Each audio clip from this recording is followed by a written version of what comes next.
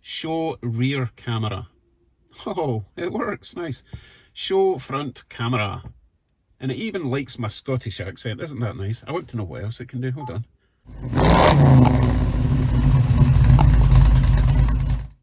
Hello YouTubes. Pelsee have sent me this mirror dash camera to review in my new Dodge Ram. However, before I even open this lovely box, I do have a few concerns I want to share with you, so follow me to the truck. So this style of dash camera is designed to clip over your existing mirror. Now here's my first concern. I don't yet know how it's going to clip onto this mirror, and as you can see, it's a pretty fat mirror. So that's my first concern. Second concern, once the mirror clips over this, if it clips over, it's going to protrude about that much on either side, and presumably the camera will be here. My concern is that this big blob of plastic is going to obscure the view of the camera to a certain extent. But as I say, I don't know yet, I'm just guessing at the moment. My final concern is, and this will be the same for most modern cars, these mirrors have got an auto dim or anti-dazzle feature. So if you're on a dark road, car approaches from the rear with its headlights on full beam, this could really dazzle you badly, so it automatically dims so that doesn't happen. And I'm concerned that if you put a camera and screen over your mirror that acts as both a screen and a mirror, will it have the auto dim facilitation?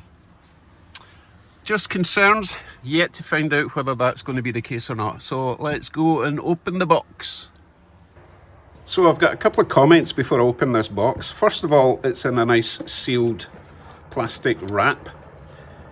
It's not just in like some nondescript cardboard box. Okay, now the reason I mentioned the cellophane wrap, you know no one else has been into this. You know it's a brand new item. And it's pretty tough plastic. I'm going to get my knife.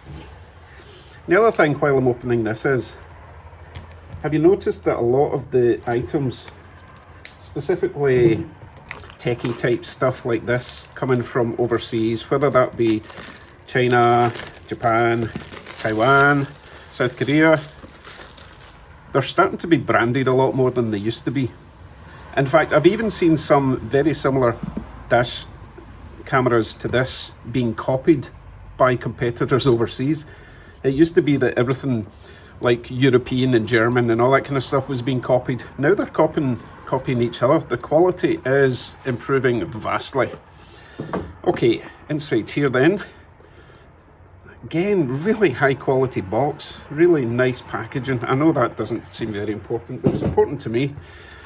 So now we have the dash cam mirror assembly itself, 12 inches, presumably from this point to this point.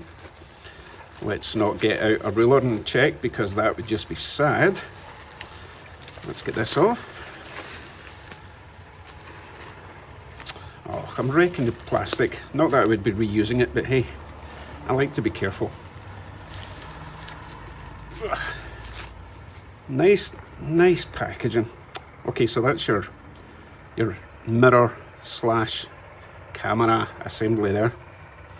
So at this point, I'm still not sure how it attaches, because that is obviously not deep enough for my mirror. What do I see? There's a couple of foamy pads here that's going to protect my mirror. A couple of little vents here. We've got some inputs there, and a switch in the bottom, presumably to switch it either on or off or between modes. Let's take a closer look at what we have here. Oh, this is important. Right, do you see this slot? That's for a micro SD card, which this kit does not, I presume this kit does not come with. Very unlikely. So you will need an SD card, memory card, probably a 64 meg card in there. Other inputs, USB-C, a couple of jacks of different sizes, but we'll check the cables and see what goes where.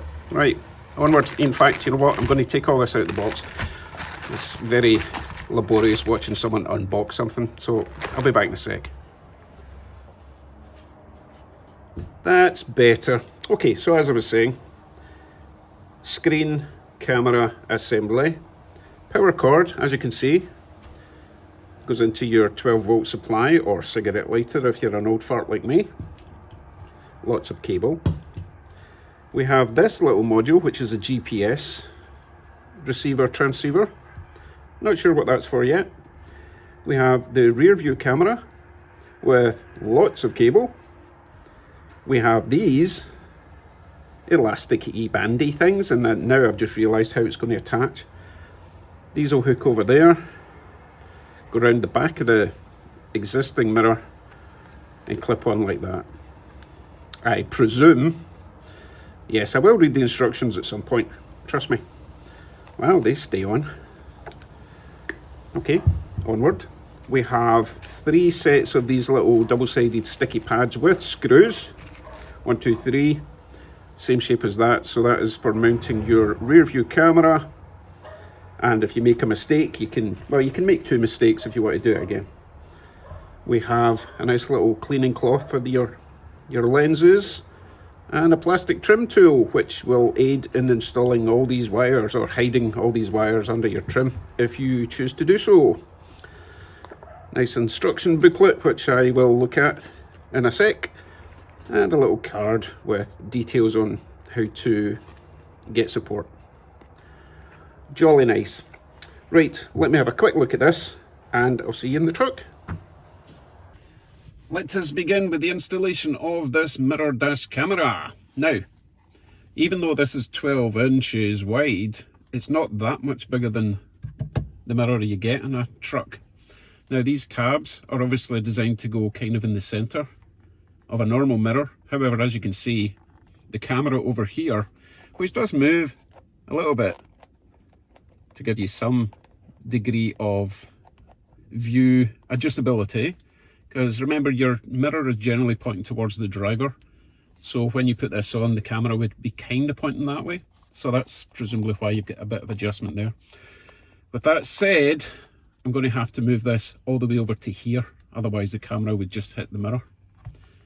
Now, thankfully, these tabs do still have enough room to go under here before it hits this ridge, so it will go on like so. So let me get these elastic bandy things on.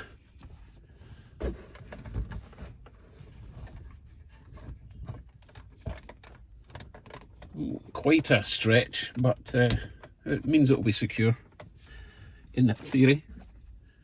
One on, other one, almost on. Give me a sec.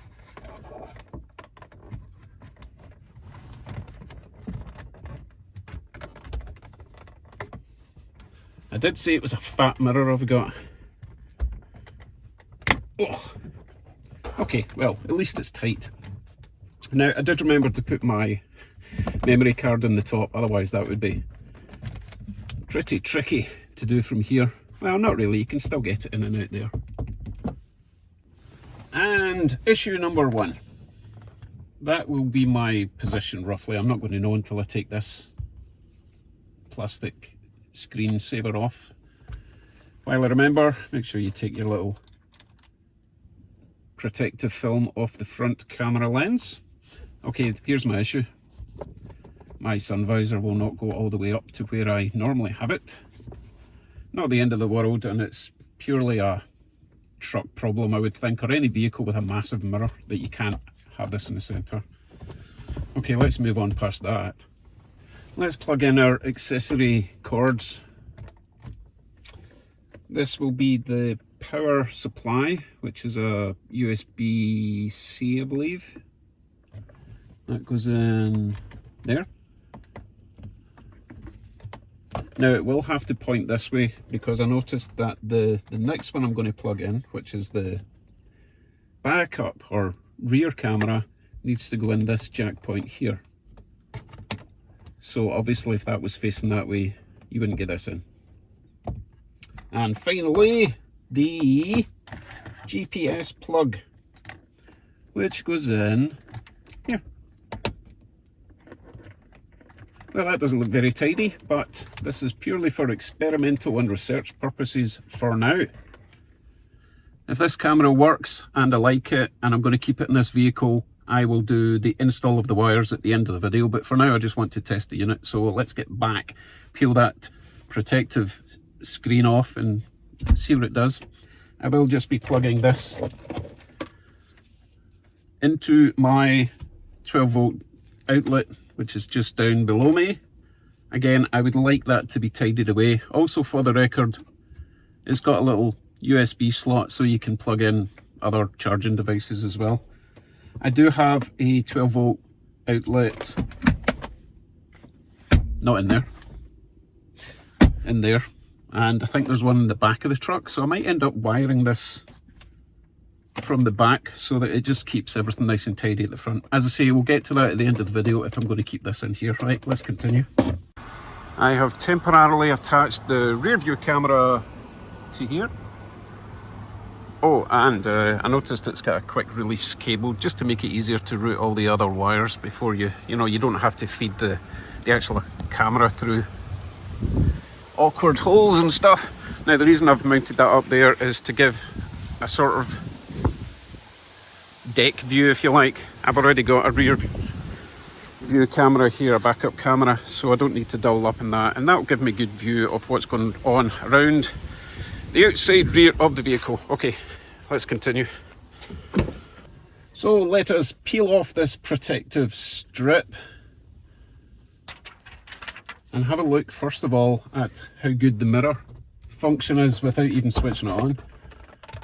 And it looks pretty good actually. I like how it's a little bit bigger.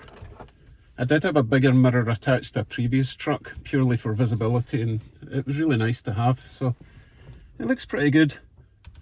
I don't see any distortion. Okay, next I've got the GPS module just sitting on the dash for now. I had a little look at the instructions. This is basically to help with any collision you might have that will record exactly where you were when it happened, so that's handy. And finally, let us plug it in. Obviously I need to put the ignition on. Or do I? Let's try it without the ignition on and see what happens. I doubt it's going to come on without the ignition. We are plugged in. Nothing happening there. Right, ignition on. Oh, isn't that pretty? At least I hope you can see it. We are getting a bit of glare, well, reflection. It is a mirror after all. Okay, so that is showing two cameras, front camera and rear camera. Obviously, I've got the rear camera upside down. There wasn't any markings on the camera that told you which way to mount it, so that's good to know. Okay, I suppose I should look at the instructions and see what sort of functions we've got. I may adjust your view so you can see a bit better what's going on. That's better, now you can see what's going on. I also turned the camera upside down, or right way up, so you can see what you're supposed to see out the back. Step 1, after powering on, please touch there's a little house icon. Presumably it means home. There is no home button. And there it appears there. So that's your little home button there. Press that. Go to setting, storage set, format the memory card to format the card. Settings. Storage settings. Format the memory card. Let's do that. Are you sure you want to format the... Yes, of course. That shouldn't take but a jiffy. Format SD card successfully. Next, screen on off. Press the power button once when the camera is on to screen it off. When it sleeps, press this button again or touch the screen to waken it up.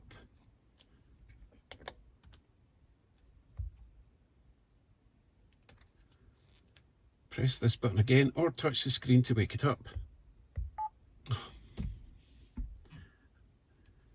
I don't know what I've just done.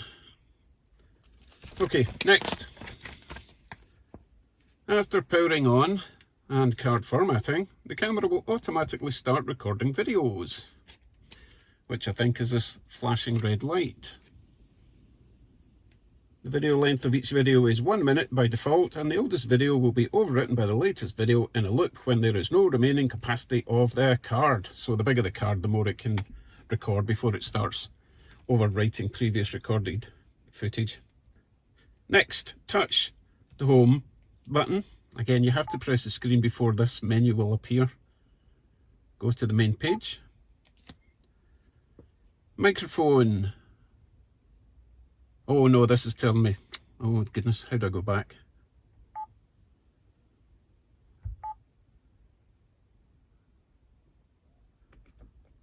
There's no way to... I'm not sure how you get back, so I'll press the off button. It's not actually an off button, it's more of a display on-off button.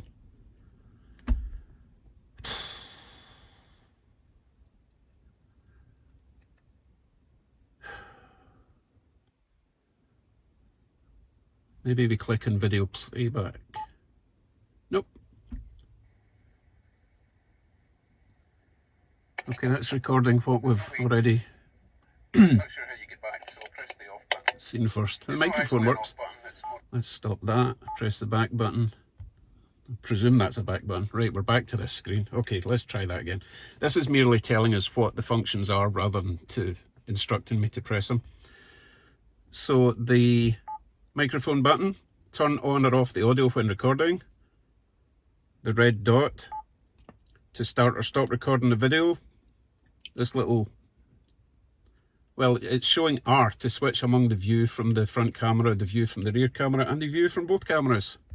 That's what this button is. Well, that's no use. If that's the front camera, it's going to have to point down a lot more than that. Rear camera, it looks like it's zoomed in, because these two views don't show the same as the full... Oh, press the wrong button. These two images do not show what we're seeing in the full screen version, so I'm presuming these are zoomed in. Let us continue. Next option, camera button to take a photo. Next button, or the next function, to access the recorded videos and photos. That's that one there. And the little lock button to lock the current video. Minus and plus to adjust the display brightness. If you go to settings to enable the option of automatic backlight, it could not be adjusted here. Gestures in the recording interface. Slide left and right on the right part of the touch screen to switch among views. Let's see.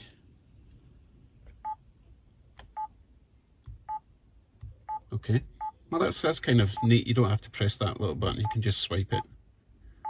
But we're still trying to work out how we can not be zoomed away in or zoomed away out. Let us continue. Swipe upward, downward on the left part of the touch screen to see the lens full field of view. Right, that's what we're looking for. Ah, there we go. Right, so it's not actually zoomed in, it was just pointing in the wrong direction. So that's the rear camera. If we slide it, I think I would want it a bit there. Let's slide it to the front camera. Ah, that makes more sense.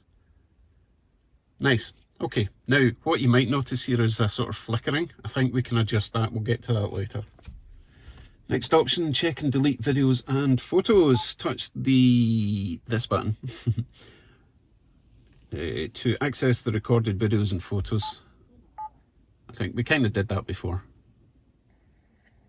Automatically starts playing, presumably the last one. So we can go through all of these.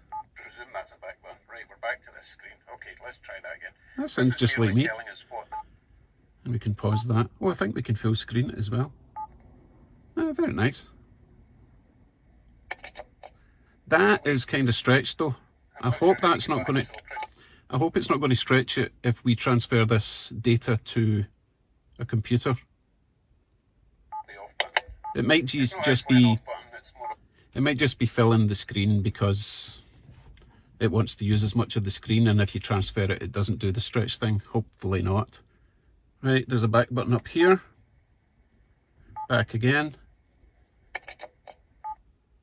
And again. Okay, we're back to the main screen. Let's see what's next.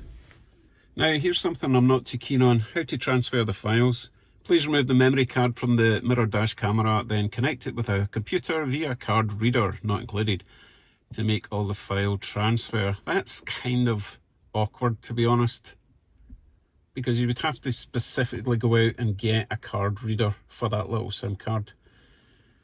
Another workaround would be to insert it into a device that takes that card that can be connected. For example, in fact, I took this memory card out of a GoPro type camera.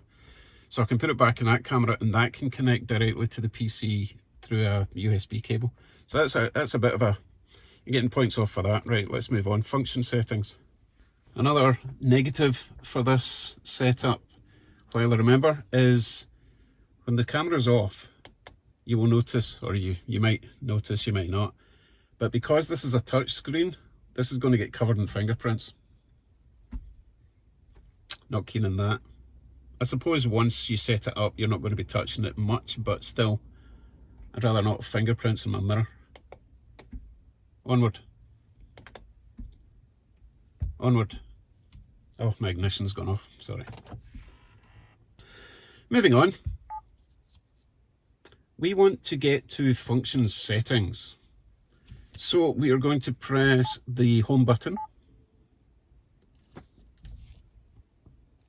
Now we have all sorts of things. We have watermark information, microphone, rear recording, anti-flicker. Oh, anti-flicker. Let's jump ahead and do anti-flicker, which will be in driving recorder. Nope. Let's try that again. I'm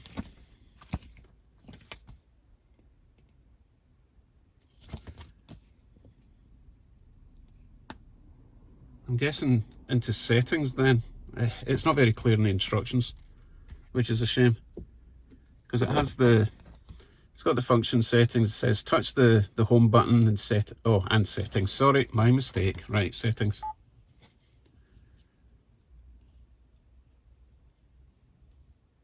We've got recording settings, watermark information, microphone. Right, it's all there. Right, so there's the anti-flicker there. Let's change it to 60 and see if we can get rid of that.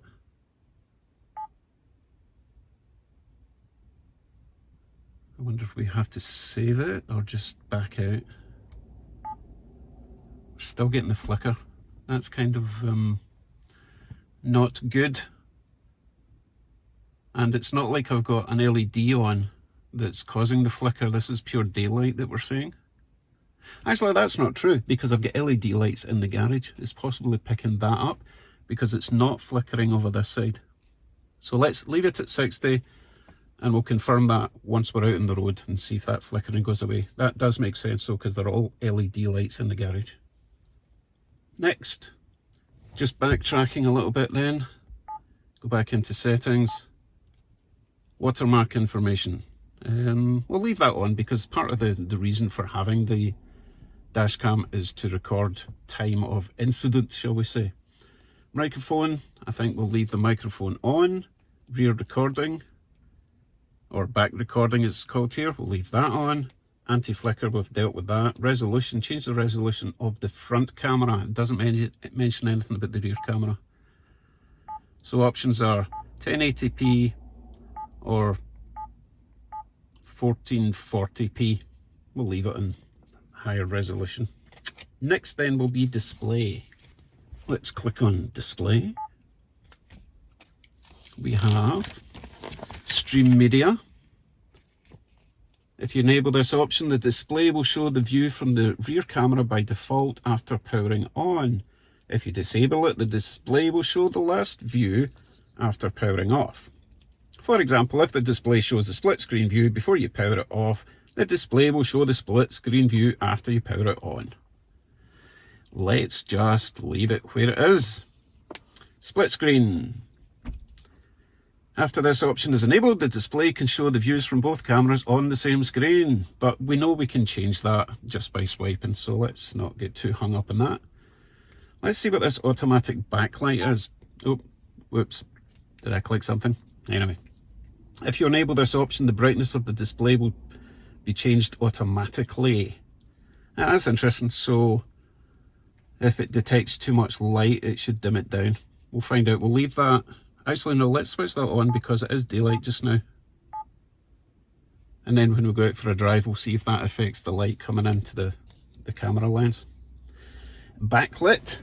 You can manually adjust the brightness of the display here and on the recording interface only when you disable the option of automatic backlight. Let's leave the automatic backlight on. Yeah, okay. I'm hoping that this has got something to do with what I was talking about earlier. Do you remember I was concerned that by placing something over my original mirror, I would no longer have the dimming capability, you know, the anti-dazzle? So presumably this automatic backlighting will do the same thing. We probably won't find that out until we take it for a nighttime drive, so we'll come back to that later. Okay, I'm going to fast forward through the next set because it's mostly just general settings about detection, parking recording, time-lapse recording, all that kind of stuff. You'll get that in most cameras. I want to know more about the actual functions of this unit compared to other units. So let's look at this AI voice control. After you turn on the option, an icon, this icon, will be displayed in the lower left corner and the camera can be controlled via the voice commands. Tap the icon to display the voice commands or check them on page 16. Let's be lazy and press that. So this is all our options here. So let's see, we've got like show front camera, show rear camera. So let's just try between those two. Show front camera. Oh, it's already on front camera, silly me. Show rear camera. Oh, it works, nice. Show front camera. And it even likes my Scottish accent, isn't that nice? I want to know what else it can do, hold on. We've got, I want to say it quietly so it doesn't automatically do stuff. We've got show rear camera, lock the video, open screen, turn off display, take picture. Right, let's try. Turn off display. Nice. Turn on display. Turn on display. Oh, maybe it's the wrong. Let me check.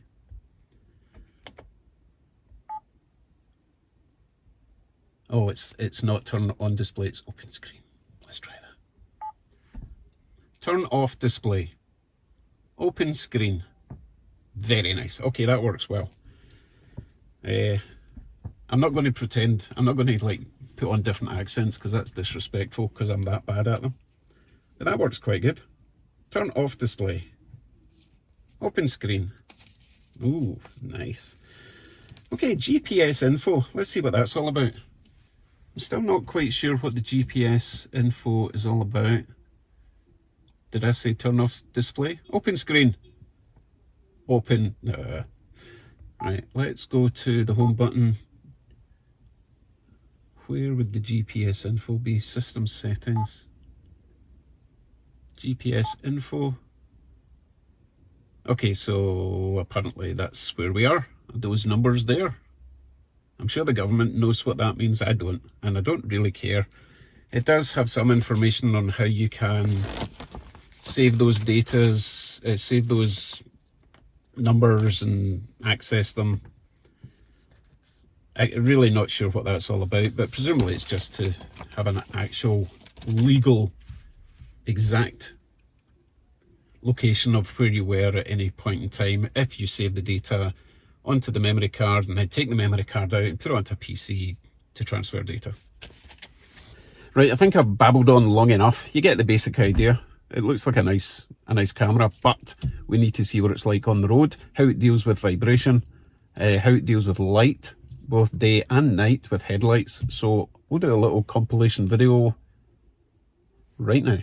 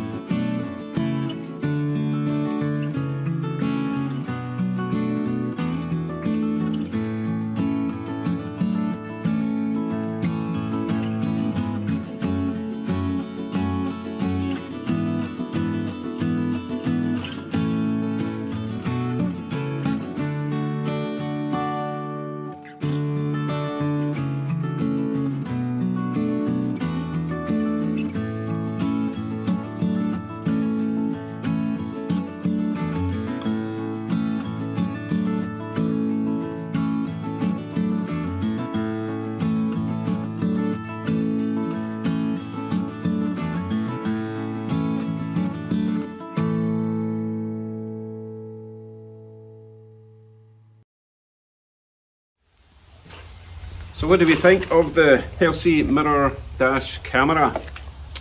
I have a list of likes and dislikes. Going to start with the dislikes. I want to end on a high, if possible. Okay, as you probably saw earlier, it's not ideal for trucks or vehicles with large mirrors because, as I mentioned, this lens is going to be way over to the driver's side and could block your sun visor. Not the end of the world, and I could move the mirror out the way while I'm playing with the sun visor, but then I have to readjust my mirror. No one likes to do that. So not a huge deal, but it is a dislike. The view is slightly obscured with the center unit where the mirror attaches, and you're going to find that in a lot of vehicles, modern vehicles, because they have rain sensors and all that kind of thing. And it's going to be even worse if that camera lens is more centered. You saw a little bit of obscureness on my truck, and it was way over that way. So it's not, again, not the end of the world. You do still see at least 3/4 of the road ahead, so not the end of the world, but purely depends on the vehicle you've got. So I can't really mark it down too much for that. Now, I'm not sure if you can see this. This is a dislike, and on the glass, fingerprints because it's a touch screen, and now I know why they supply you with a little duster thing.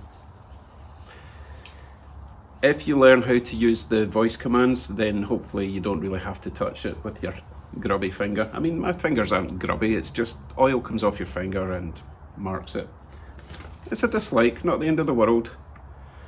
My biggest pet peeve is the file transfer. There's no other way to do it. You have to take that SIM card out, the little memory card out the top, out of there. And if you don't have nails, which I don't, it's really hard to get that card out without like maybe a screwdriver or a pair of tweezers. And then you have to find a card reader and then take it to your PC. Yes, it would be great if it was wireless, or if you could attach a cable to the mirror camera and plug it in somewhere that way. They might address that in the future, but it's a wee bit awkward, and it really only affects people like me that want to use the footage from the camera for a YouTube video. If you're only ever going to use it for accident reports, that kind of thing, then it's going to be a once, hopefully never, but maybe once or twice a year you would ever have to take that card out. Right, on to the likes. Installation, super easy. Use the elastic band things and hook it onto your mirror, plug it into your 12 volt, and away you go. So you can go from car to car without a full install. Obviously, if you want to use the backup camera, you would need to route that round either the inside or the outside of the car and plonk it in the back of your window or your license plate. But as I say, if you just want to have a very quick and easy dash camera, just wrap it around the mirror, plug it in, away you go. Now,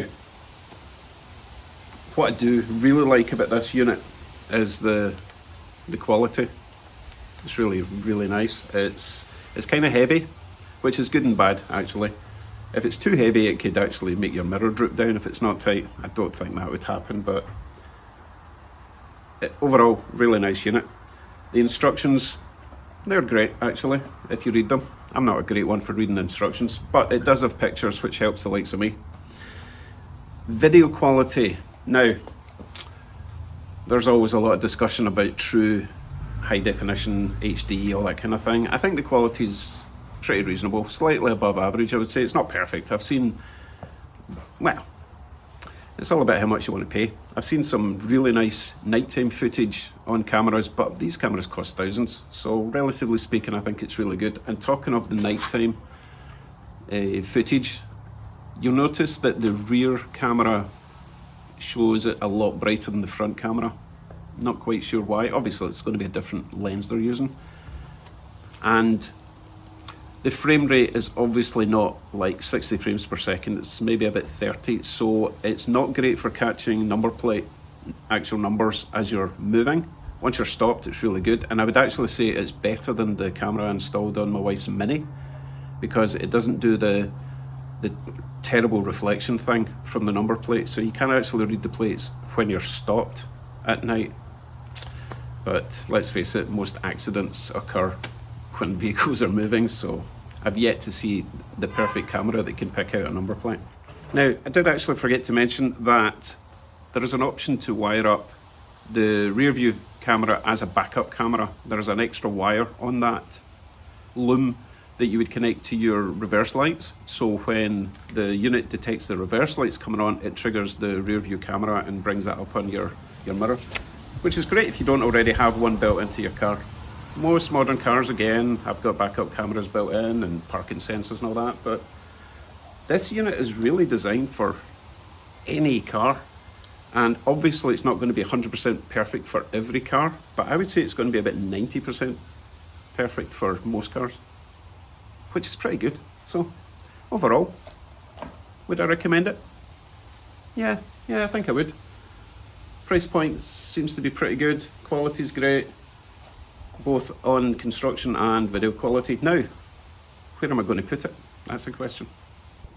I really intended to fit it to the white truck, but as you saw, we've got the sun visor issue, the video being obscured by the center unit, so I'm kind of leaning away from the truck. The Mini has already got a built-in camera. That truck will be disappearing soon, so that leaves me with this, which I think is an ideal candidate for this one-size-fits-all mirror, because it will go over that nicely. The lens will be about here. I don't have anything obscuring the view, and as you can see, I'm not that fussed about wiring issues. I can run the wire around there, down there, and I do have a nice little 12-volt socket there. I can run the rear view camera back there somewhere, stick it in the back window. Bob's your auntie. I just need to figure out how to wire up a reverse light switch, and then I can take full advantage of the backup feature. Wouldn't that be neat? But that's a project for another day. If you're interested in this unit, click the link below, takes you directly to the Amazon Pelsee page, and have a look. And if you get any questions, just ask them. Don't ask me, because I know nothing. Thanks for watching. Till the next time, drive safe, and I'll see you then. Bye.